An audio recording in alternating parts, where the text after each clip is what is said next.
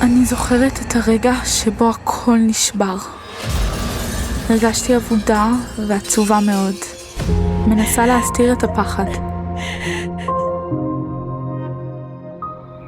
עברנו למקום בטוח, המקלט של עמותת אישה לאישה.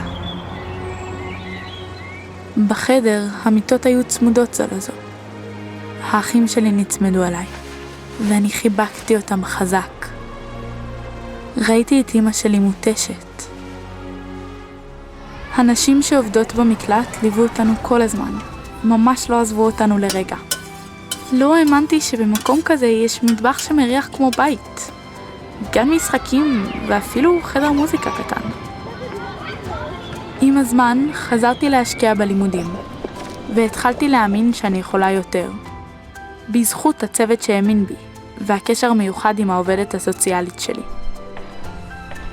ישבתי בבית הילדים ולמדתי. כבר לא הייתי רק ילדה מפוחדת.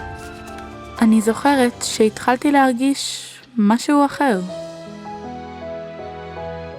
אחרי תקופה במקלט עברנו לדירה של העמותה. דירה שהייתה רק שלנו. כבר מהרגע הראשון הרגשתי שם בבית.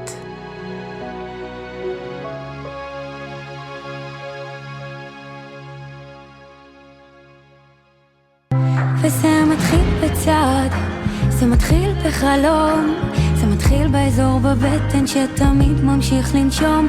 זה מתחיל ממני וממשיך אליך גם, זה מתחיל בדיוק בפחד שניצחתי לא מזמן. זה מתחיל מדמיון וממשיך למציאות, זה האומץ להפוך את הקשיים להזדמנות.